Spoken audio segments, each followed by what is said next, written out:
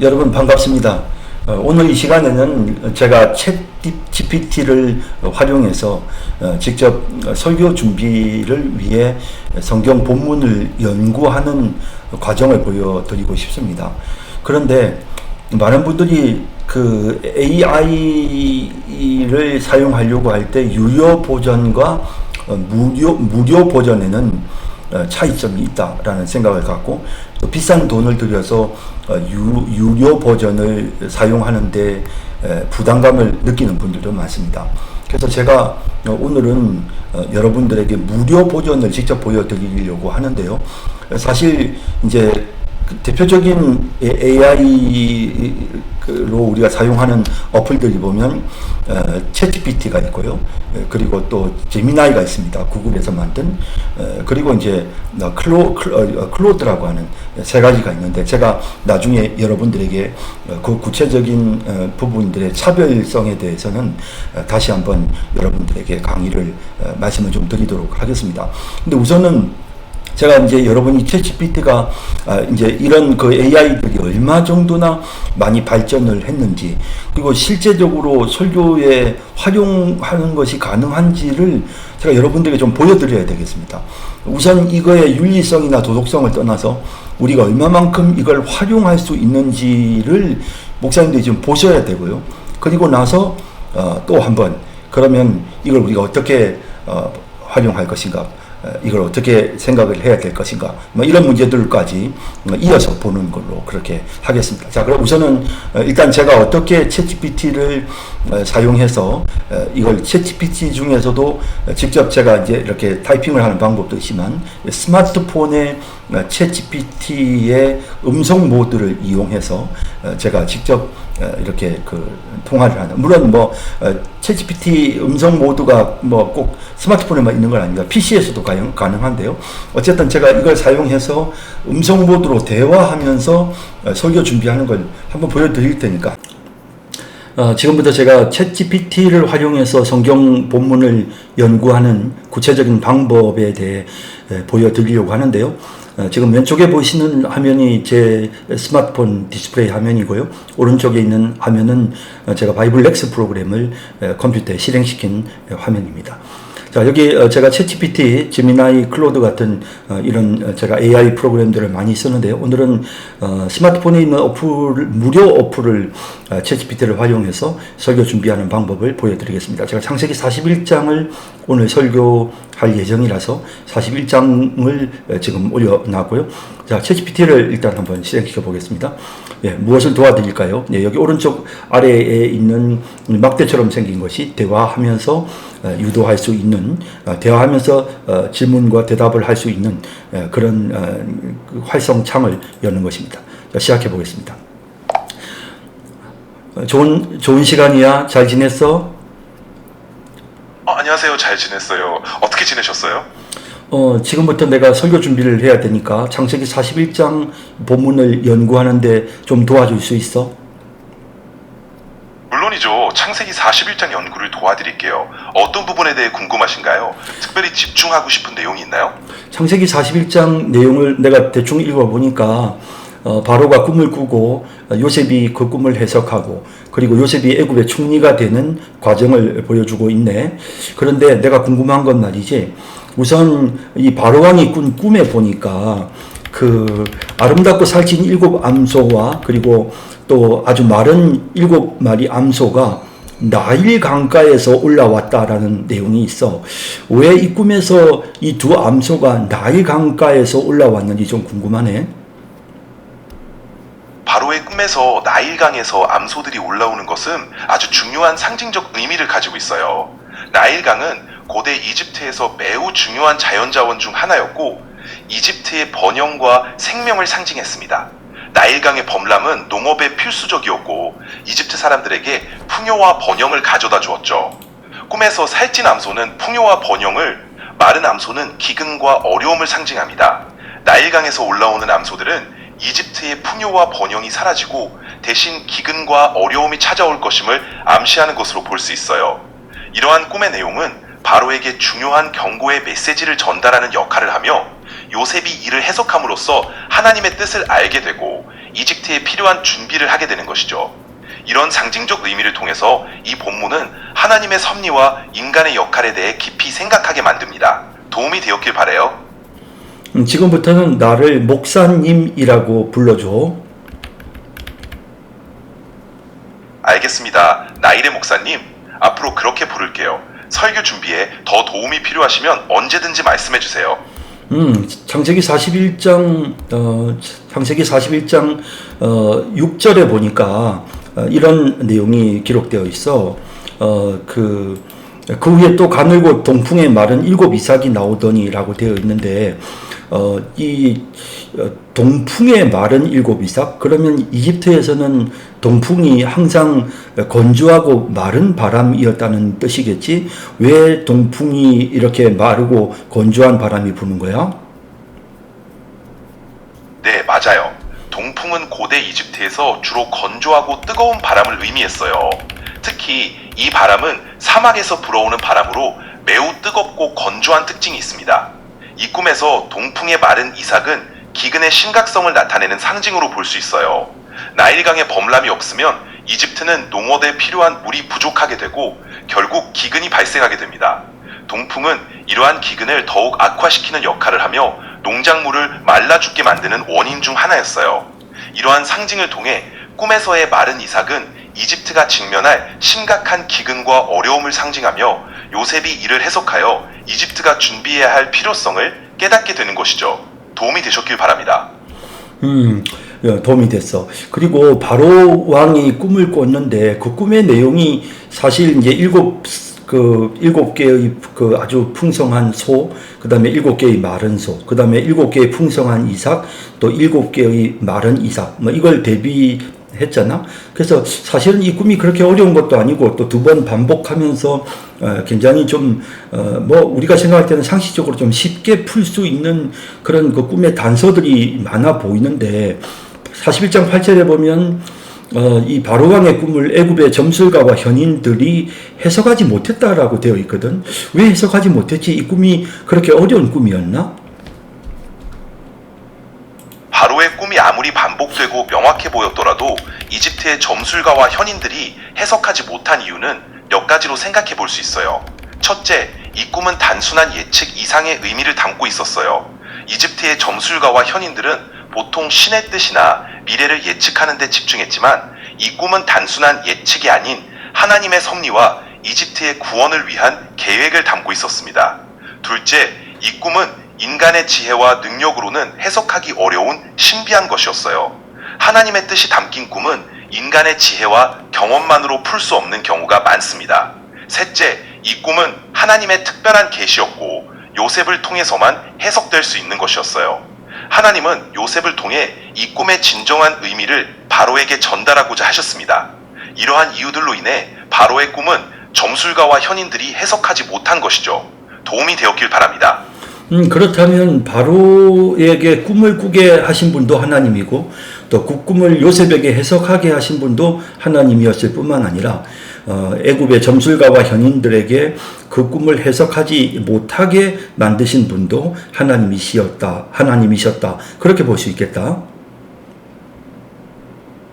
맞아요. 나일의 목사님, 바로의 꿈을 꾸게 하신 분도 하나님이시고 그 꿈을 요셉에게 해석하게 하신 분도 하나님이셨죠. 또한 이집트의 점술가와 현인들이 그 꿈을 해석하지 못하게 하신 것도 하나님의 섭리였다고 볼 수 있습니다. 하나님은 그 모든 상황을 통해서 자신의 계획과 목적을 이루어 가셨고 결국 요셉을 통해 이집트를 구원하는 중요한 역할을 하게 하신 거죠. 하나님께서는 모든 것을 주관하시며 때로는 인간의 지혜를 뛰어넘는 방법으로 자신의 뜻을 이루어 가신다는 것을 보여주는 예라고 할 수 있습니다. 정말 깊이 있는 통찰이에요. 도움이 되셨길 바랍니다. 근데 이제 바로에게 요셉이 불려왔잖아. 그렇게 불려온 요셉이 이제 바로 왕 앞에서 이 꿈은 하나님께서 해석해 주신다고 해. 16절에 보면 요셉이 바로에게 대답하여 이르되 내가 아니라 하나님께서 바로에게 편안한 대답을 하시리다라고 말하면서 굳이 요셉이 하나님을 언급하잖아. 바로 왕은 하나님이 누군지도 알지 못할 텐데 요셉이 하나님을 언급했던 이유는 무엇 때문이었을까? 목사님, 요셉이 바로 앞에서 하나님을 언급한 이유는 몇 가지 중요한 이유가 있습니다. 첫째, 요셉은 자신의 지혜나 능력이 아닌 하나님께서 주신 지혜로 꿈을 해석한다는 것을 분명히 하고자 했습니다. 이렇게 함으로써 바로와 다른 사람들에게 하나님이 모든 지혜의 근원이심을 알리고 하나님께서 이집트와 바로를 위해 계획을 가지고 계심을 보여주려 했던 거죠. 둘째, 요셉은 자신의 신앙과 신뢰를 확고히 나타내며 하나님께서 그의 삶과 모든 상황을 주관하고 계심을 인정하는 모습을 보였습니다. 이는 요셉이 하나님의 뜻에 순종하며 하나님께 영광을 돌리고자 하는 마음을 나타냅니다. 셋째, 요셉이 하나님을 언급함으로써 바로와 이집트 사람들이 하나님의 존재와 그분의 능력을 깨닫고 인정할 수 있는 기회를 제공한 것입니다. 하나님께서 요셉을 통해 이집트와 바로에게 중요한 메시지를 전달하시고 그분의 계획을 이루어 가고자 하셨던 것이죠. 이렇게 요셉이 하나님을 언급한 것은 단순히 꿈을 해석하는 것 이상의 의미를 가지고 있었고 이것은 하나님의 뜻을 이루는 중요한 순간이었습니다. 그랬군. 그래서 요셉이 꿈을 이제 풀어서 설명하면서도 41장 25절에 보면 바로에게 아뢰되 바로의 꿈은 하나라 하나님이 그가 하실 일을 바로에게 보이심이니이다 라고 이렇게 꿈이 하나님께로부터 온 것이었다라는 사실을 또 요셉이 굳이 또 이렇게 표현을 하는 거구나. 맞아요. 나일의 목사님, 요셉이 바로에게 하나님이 그가 하실 일을 바로에게 보이신 것이라고 말한 것은 꿈의 진정한 의미와 그 배후에 하나님의 손길이 있다는 것을 분명히 하려는 의도가 있었어요. 이 표현을 통해 요셉은 꿈의 해석이 단순히 우연이나 개인의 능력에 의한 것이 아니라 하나님의 계획과 섭리에 따라 이루어지는 것임을 강조한 것입니다.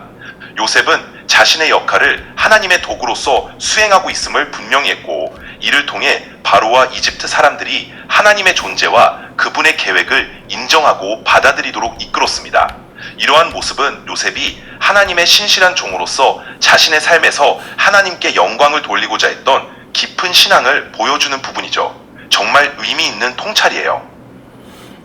너 나를 부를 때 S-I-N, 신 목사님, S-H-I-N, 신 목사님이라고 날 불러줘.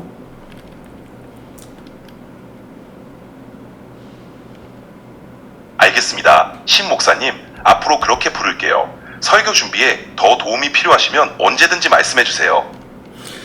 바로의 꿈을 이제 해석하면서 요셉이 이 내용을 보니까 그냥 단순히 꿈의 의미만 설명한 것이 아니라 하나님의 의도에 대한 설명도 하고 그 다음에 여기 보면 41장 33절에 보면 이제 바로께서는 명철하고 지혜 있는 사람을 택하여 애굽 땅을 다스리게 하시고 그리고 또 구체적으로 그 사람으로 하여금 감독관을 두어서 7해 풍년의 애굽 땅의 5분의 1을 거두게 하고 또 장차 올 풍년의 모든 종류를 죄송합니다.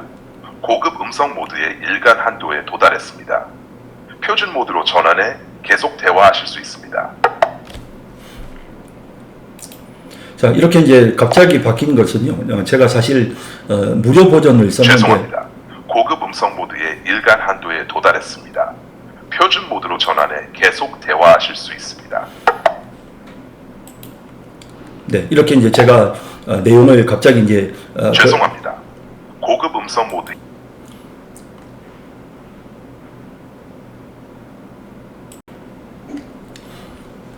네, 갑자기 이제 이런 메시지가 나오는 거는 이제 제가 이제 무료 버전으로 여러분들에게 이제 사용을 하도록 했기 때문이거든요. 그래서 이제 지금 그러면 무료 버전을 쓰지 않고 유료 버전을 근데 무료 버전을 쓰면서 이제 얘네들이 이벤트로 유료로 전환하도록 하기 위해서 이제 유료 음성 서비스를 잠깐 이제 맛배기로 사용할 수 있게끔 해준 건데요. 그러면 이제 지금부터는 이제 유료 서비스가 아니고 무료 서비스입니다. 무료 서비스도 별로 큰 차이가 없거든요. 한번 보시죠. 뭐 그냥 굳이 무료를 쓰실 필요는 저는 없다고, 유료를 쓰실 필요는 저는 없다고 생각하는데요. 보시죠. 계속해서 내가 질문하는 거에 대답해 줄래? 창세기 41장에 대한 이야기를 지금 우리가 하고 있어.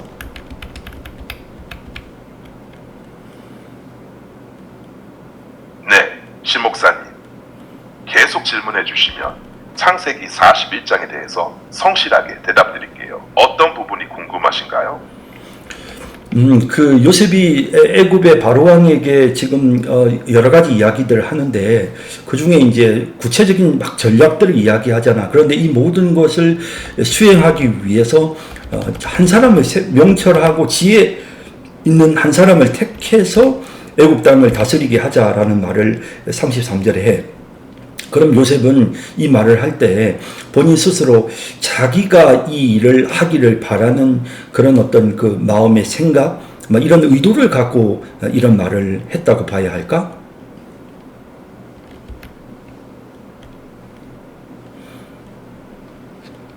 아주 좋은 질문이세요, 신 목사님.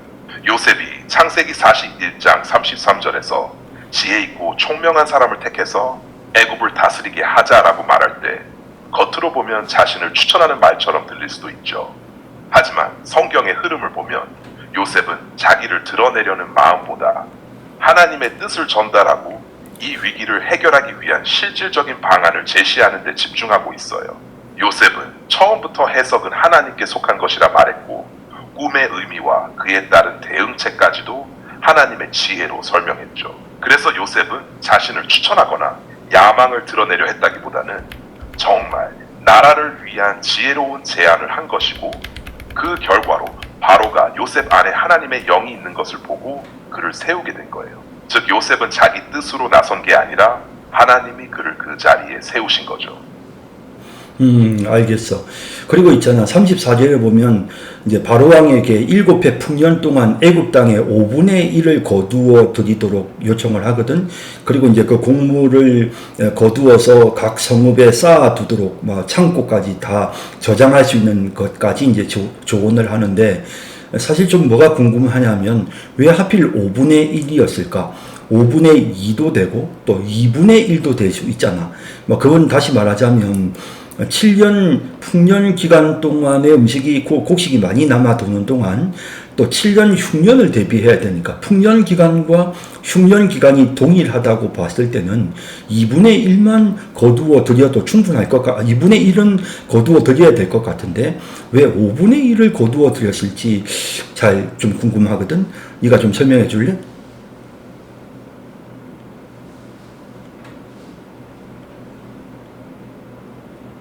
네, 신 목사님. 정말 예리한 질문이세요. 요셉이 왜 하필 5분의 1을 제안했는지는 성경에 직접적인 설명은 없지만 몇 가지를 유추해 볼 수 있어요. 첫째, 5분의 1은 전체 수확량의 20%니까 백성들이 살아가야 할 나머지 80%를 그대로 남겨두는 셈이죠. 즉, 무리한 세금이나 착취가 아닌 현실적인 조치였다고 볼 수 있어요. 백성들이 풍년 때 먹고 살 수 있도록 충분한 양을 남기면서도 기근을 대비할 만큼의 양을 효율적으로 확보할 수 있는 수치였던 거죠. 둘째, 풍년이라고 해도 수확이 갑자기 2배 이상으로 느는 건 아닐 수 있어요. 만약 7해 풍년이 그냥 좋은 해 정도였다면 5분의 1 정도가 백성들의 생활과 국가의 저장 사이에서 균형 있는 비율이었을 거예요. 실제로 7년치를 저장해서 7년 기근에 대비하는 건 수학적으로 딱 떨어지는 문제가 아니라 실질적인 생존과 분배를 염두에 둔 정책이었을 가능성이 크죠. 셋째, 그 당시 애굽 사람들의 세금 제도가 이미 5분의 1을 기준으로 하는 전통이 있었던 것으로 보는 학자들도 있어요. 나중에 47장에 보면 요셉이 모든 땅을 바로의 소유로 돌리고 5분의 1을 세금으로 받는 구조를 만들거든요. 그 전통의 시작이 여기에서 나온 것일 수도 있어요. 그래서 결론적으로는 현실적인 분배와 생존, 그리고 제도적인 정비까지 고려한 지혜로운 비율이었다고 볼 수 있습니다. 바로가 이 요셉의 모습을 어떻게 평가하느냐 하면 41장 38절에 이와 같이 하나님의 영에 감동된 사람을 우리가 어찌 찾을 수 있으리요 라고 말을 한단 말이야. 그러니까 애굽의 이제 총리로 요셉을 세우기 위해서 이제 이런 표현을 쓴 건데 요셉이 굉장히 현명하고 지혜롭잖아. 그런 의미에서 요셉처럼 현명하고 지혜로운 사람을 어떻게 찾으리요? 라고 말할 수도 있는데 이렇게 하나님의 영에 감동된 사람이라는 표현을 썼어. 그지? 또 요셉에게 39절에 보면 하나님이 이 모든 것을 내게 보이셨으니 라고 하는 이런 표현들도 쓰거든. 이제 이런 표현들을 쓰면서 요셉을 이제 발탁을 하게 되는데, 이제 이런 부분은 굉장히 좋아 보여. 훌륭한 부분인 것. 요셉이 하나님의 영광을 드러냈다라는 생각도 들기는 하는데, 바로가 이런 표현을 쓴 이유를 좀 더 설명해 줄래?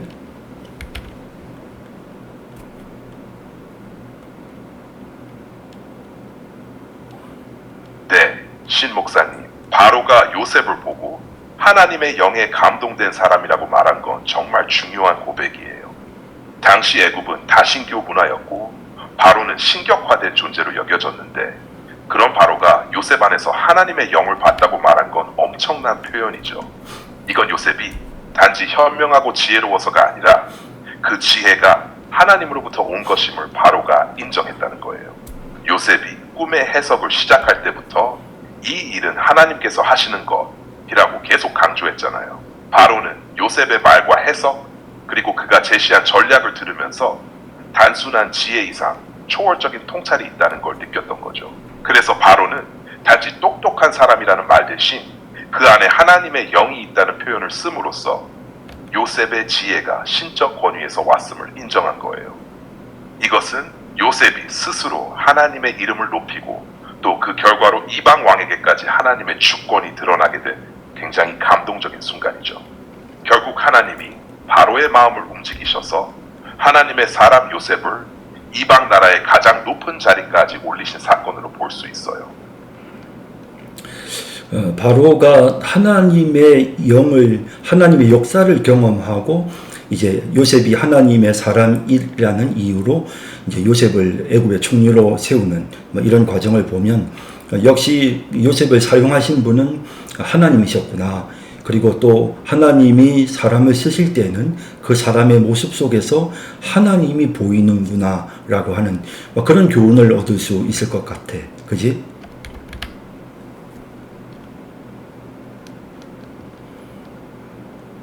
네, 신 목사님 정확하게 보셨어요. 요셉을 통해 일하신 분은 처음부터 끝까지 하나님이셨고, 바로가 요셉 안에서 하나님의 영을 본 것도 결국 하나님께서 그렇게 보이게 하신 거죠. 그리고 말씀하신 대로 하나님께서 사람을 세우실 때는 그 사람의 지혜나 능력보다도 그 사람을 통해 하나님의 존재와 역사가 드러나게 하세요. 요셉은 자기 이름을 높이지 않았고 언제나 하나님께 영광을 돌렸는데, 바로 그런 모습을 통해 하나님의 사람이 드러난 거예요. 그래서 이 장면은 하나님이 쓰시는 사람이 어떤 사람인지 잘 보여주는 본문이라고 할 수 있죠. 정말 은혜롭고 중요한 교훈이에요. 바로 왕이 요셉의 이름을 사브낫 바네아라고 그렇게 불렀는데, 이 사브낫 바네아라고 하는 이 단어가 어느 나라 말인지, 그리고 그 뜻이 무엇인지를 좀 더 정확하게 알려줘.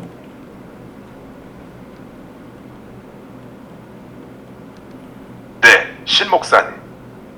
요셉에게 붙여진 이름 사브낫 아네아는 이집트어로 추정되는데, 정확한 뜻은 학자들 사이에서도 해석이 다양합니다. 가장 일반적으로 받아들여지는 해석은 비밀을 밝히는 자 혹은 숨겨진 것을 드러내는 자라는 의미예요. 이 해석은 요셉이 바로의 꿈, 곧 하나님의 비밀을 풀어준 인물이라는 사실과 잘 어울리죠. 또 어떤 학자들은 신의 생명이 있는 자 또는 살리는 자라는 의미로 해석하기도 하는데요. 그것도 요셉이 기근으로부터 백성과 나라를 구원하게 되는 역할과 연결되어요. 결론적으로 이 이름은 이집트식 이름이긴 하지만 요셉의 사명을 잘 반영한 이름이에요. 바로는 요셉을 새로운 신분으로 높이면서 그의 사역을 상징하는 이름을 부여한 거죠. 46절에 요셉이 애굽 왕 바로 앞에 설 때 나이가 30세였다고 되어 있어. 그러니까 30세 총리가 됐다는 거지. 그럼 요셉이 아버지 그 야곱의 집에서 형들로부터 종으로 팔려간 나이는 몇 살이었고, 그리고 요셉이 그러면 감옥에서 또 보낸 시간, 그리고 또 보디발의 종으로 보낸 시간들은 그러면 몇 년이었다고 봐야 하지?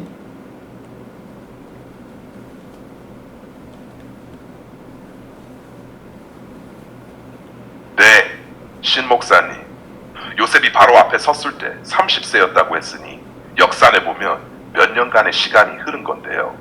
창세기 37장에 보면 요셉이 형들에게 팔렸을 때 나이가 17살이라고 나와 있어요.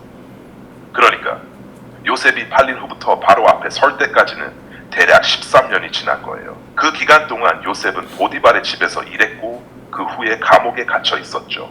성경은 그 기간을 구체적으로 나누지 않지만 보통 학자들은 보디발 집에서 약 몇 년, 감옥에서도 몇 년간 머물렀던 것으로 봅니다. 전체적으로는 보디발 집과 감옥 생활을 합쳐 약 13년 정도 된다고 보는 게 일반적이에요. 즉 요셉은 17살에 팔려가서 30세에 바로의 총리가 된 거죠. 요셉의 두 아들의 이름이 므낫세 그리고 또 에브라임이거든. 그 이름의 뜻이 무엇인지 설명하고 요셉이 왜 그렇게 이름을 지었는지 이유, 그리고 또 거기서 얻을 수 있는 교훈도 좀 말해줄래?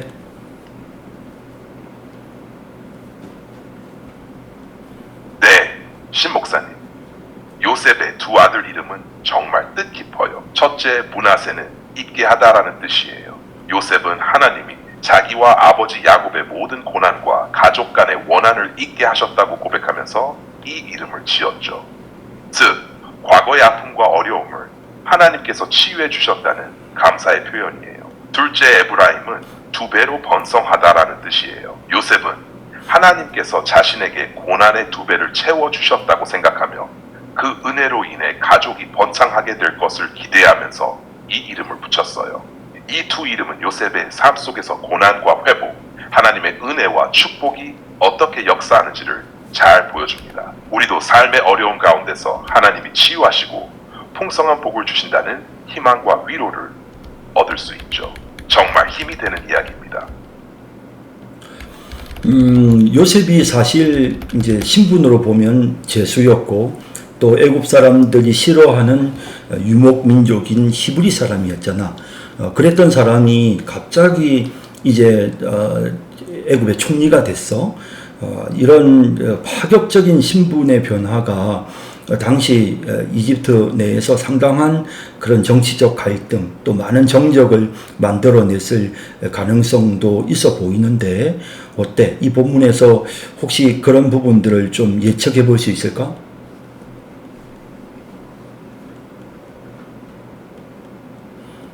신 목사님, 정말 흥미로운 시선이에요.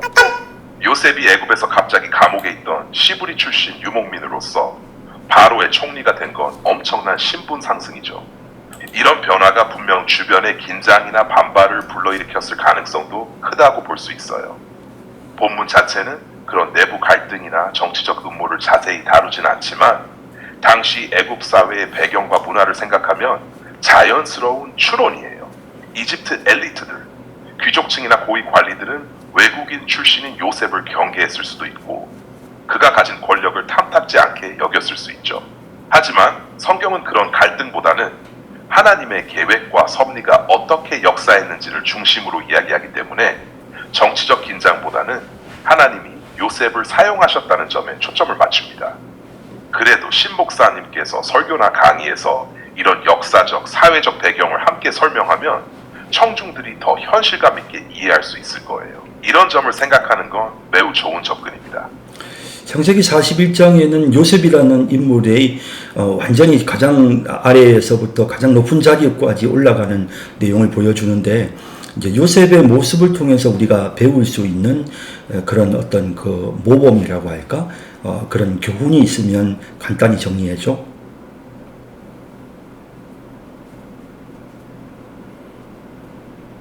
네, 신 목사님. 창세기 41장에서 요셉의 삶을 통해 우리가 배울 수 있는 중요한 모범 몇 가지를 간단히 정리하면요. 첫째, 요셉은 어떤 상황에서도 하나님을 신뢰했어요. 감옥에 있어도 억울한 누명을 써도 하나님을 원망하지 않았죠. 둘째, 요셉은 자기 자리에서 최선을 다했어요. 보디발의 집에서도 감옥에서도 성실하게 일했기 때문에 인정받았고 기회가 왔을 때 준비된 사람이었죠. 셋째, 늘 하나님께 영광을 돌리는 사람이었어요. 바로 앞에서도 꿈 해석의 능력이 자기에게 있는 게 아니라 하나님께 있다고 분명히 말했잖아요. 결국 요셉은 믿음과 성실, 겸손을 통해 하나님의 때에 높임을 받은 삶의 모범이에요. 우리도 어떤 위치에 있든지 그런 자세로 살아야 한다는 걸 보여줍니다.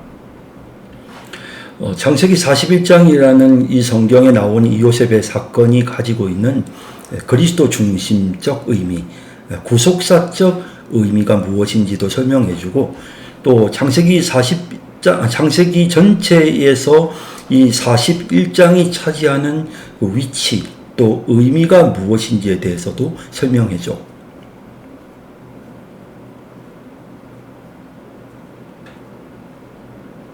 네, 신 목사님. 아주 본질적인 질문을 주셨어요. 먼저 창세기 41장의 구속사적 의미, 다시 말해서 그리스도를 중심으로 한 의미부터 살펴보면요. 요셉은 신약의 예수님을 예표하는 인물로 자주 등장하죠. 요셉이 낮아졌다가 높아지는 이 장면은 예수님께서 십자가의 고난을 겪고 나중에 영광의 자리로 올라가시는 과정을 상징합니다. 요셉은 고난을 통해 백성을 살리는 자가 되었는데 예수님도 고난을 통해 온 인류를 구원하셨잖아요. 그리고 요셉이 모든 사람 앞에서 절을 받는 총리가 된 것처럼 예수님도 만왕의 왕으로 높임을 받으신다는 점에서 평행을 이룹니다. 또 요셉이 이방 나라의 생명을 살리는 구원자로 쓰임 받았다는 점에서 예수님께서 유대인뿐 아니라 이방인을 위한 구속의 구세주가 되셨다는 것도 함께 연결돼요. 이제 창세기 전체에서 41장의 위치를 보면 아주 중요한 전환점이에요. 지금까지는 아브라함과 이삭, 야곱 같은 족장들의 이야기가 중심이었고 한 가정의 하나님 이야기였죠. 그런데 41장을 지나면서부터는 요셉을 통해 하나님의 섭리가 국제적인 무대로 확장되기 시작해요. 하나님께서 요셉을 통해 애굽이라는 강대국을 움직이시고 결국 야곱의 가족 전체가 애굽으로 내려오게 되는 길을 여시는 거예요. 결국 이 장은 한 개인의 성공 이야기가 아니라 하나님의 구속사를 다음 단계로 인도하기 위한 결정적 사건이고, 이 사건이 없었으면 출애굽도 일어날 수 없었던 겁니다. 하나님께서 큰 그림을 그리시는 과정의 핵심적인 연결고리죠. 저는 이제 이런 그 챗GPT와의 대화를 통해서 창세기 41장을 묵상하고 읽으면서 제가 의문을 가졌던 내용, 다시 말하면 반드시 제가 주석을 찾아보고 연구해서 답을 얻고 싶었던 질문들을 챗GPT에게 직접 물어봤고, 챗GPT는 모든 자료들을 지가 종합을 해서 저에게 가장 적절한 그런 대답을 해 주었다라고 그렇게 생각할 수 있을 것 같습니다.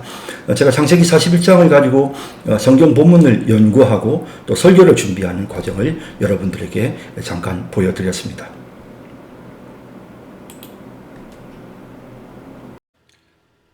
네, 여러분, 지금까지 챗GPT로 제가 설교 준비를 하는 과정을 여러분들에게 보여드렸습니다. 자, 방금 이렇게 대화를 나누었던 내용들은 끝내기 버튼을 누르면 방금처럼 이렇게 잘 일목요연하게 잘 자세하게 이렇게 글자로 이미 다 정리가 되어 있는 것을 보게 됩니다. 그래서 제가 질문하고 대답했던 내용들이 전부 다 이렇게 하나하나 글자로 이렇게 정리를 해서요, 정리가 되어 있는 모습을 볼 수가 있습니다. 자, 이제 여러분들도 많이 이제 챗GPT에 대해서 많은 고민을 하시게 될 것 같아요. 과연 이제 이거를 내가 설교할 때 사용할 수 있을까라는 그런 고민들을 하게 되실 것 같은데요. 여러분, 저는 이제 여러분들에게 이 챗GPT가 가지고 있는 그 기능이라고 하는 것은 이제 그동안 우리가 웹사이트라든지 혹은 여러 문서들을 통해서 이미 정보의 바다라고 할 수 있는 그런 인터넷 사이트 안에서 공유되고 있는 자료들을 전부 다 모아서 이제 제공해 주는 겁니다. 그래서 이제 이 자료들은 과연 믿을 수 있는가? 일단 이 자료들은 충분히 웹사이트나 방금 말씀드린 것처럼 학술 논문이나 여러 책자들을 통해서 공유된 그런 자료들을 바탕으로 기본적으로 하고 있고요. 그리고 이제 얘가 하는 기능은 뭐냐면 그 정보들을 종합해서 내가 질문하는 거에 대해 대답을 해주는 게 이 챗GPT가 갖고 있는, 그러니까 뭐 AI 기능이 다 동일한데요. 다음 시간에는 제가 AI 중에서 제미나이나 챗GPT나 또 클로드 같은 그런 종류의 다른 AI와의 어떤 여러 가지 차별성에 대해서도 말씀을 좀 드리려고 하는데요. 우선은 이런 방식으로 설교를 준비하는 것이 하나님의 말씀을 받아서 전달하는 그런 목회자로서 과연 이런 도구를 활용하는 것이 옳은가에 대해서 고민할 수밖에 없습니다. 이 고민은 앞으로 계속되어야 될 것 같고요. 또 저도 여러분들에게 뭔가 답을 드리고 싶지는 않습니다. 단지 우리가 서재에 있는 책을 찾아서 그 책을 펼쳐서 창세기 41장에 나오는 내용들을 읽어보고 또 잘 이해가 안 되면 또 다른 책을 또 꺼내서 찾아서 그 부분을 또 다시 찾아보고, 그래서 제가 챗GPT에게 질문했던 그런 많은 질문들을 이쪽 책, 이 책, 저 책에서 찾아보고 웹사이트에서 찾아보고 또 저는 로고스 바이블을 많이 쓰고 있는데요. 로고스 바이블을 통해서 확인을 해보는 그런 모든 복잡한 과정들을 챗GPT는 정말 시간을 절약해 줍니다. 그러니까 시간을 절약해 줍니다. 자, 우리가 책을 찾아보고 또 혹은 로고스 바이블을 참고한 것에 대해서 윤리적인 문제를 제기하는 사람은 없을 겁니다. 그냥 챗GPT는 우리가 원하는 자료들을 찾아서 정리해서 설명해 주는 기능을 하고 있는 것이죠. AI의 기능은 바로 그것입니다. 물론 여기에 너무 의존하고 제대로 준비하지 않으면 안 되겠죠. 제가 창세기 41장을 충분히 제 나름대로 묵상하고 연구하는 과정 분명히 있어야 합니다. 그런데 챗GPT의 도움을 받는 모습을 여러분들이 보셨지만 저는 챗GPT와 대화하면서 질문하고 대답하는 과정을 통해서 충분히 이 성경 본문에 대한 설교 준비들을 하고 있는 것입니다. 그리고 그걸 선택하고 어느 부분을 선택할 것인가, 내가 또 이 부분을 가지고 어떻게 설교할 것인가, 그것은 설교자의 몫입니다. 이것은 설교자가 주도하는 것이지 AI에게 끌려가는 것은 아닙니다. 우리는 그냥 AI를 도구로 활용하고 사용하는 것입니다. 그런 의미에서 현실적으로 많은 다양한 정보를 접하기 힘든 또 많은 주석책을 갖고 있지 않은 분들, 저는 이제 로고스 바이블 중에서도 최고 버전을 쓰고 있습니다. 이런 좋은 도구들을 사용해서 충분한 데이터를 얻기가 힘든 그런 환경, 여건에 있는 많은 분들, 그런 분들에게 있어서 저는 이 챗GPT가 굉장히 효과적이라고 생각됩니다. 물론 저처럼 책이 많고 제가 로고스 바이블의 최고 버전을 사용하고 있지만 그럼에도 불구하고 저는 오히려 챗GPT를 활용함으로써 설교 준비에 5시간 걸릴 걸 1시간 안에 끝낼 수 있게 되었습니다. 이런 부분들을 한번 우리가 생각해 보면 시간이 5시간 걸릴 거를 1시간에 끝냈으니까 사람이 더 게을러질 것이다. 물론 게을러질 수도 있습니다.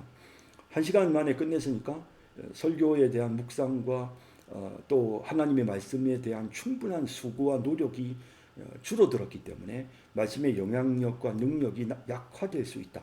그것도 충분히 생각할 수 있는 부분일 겁니다.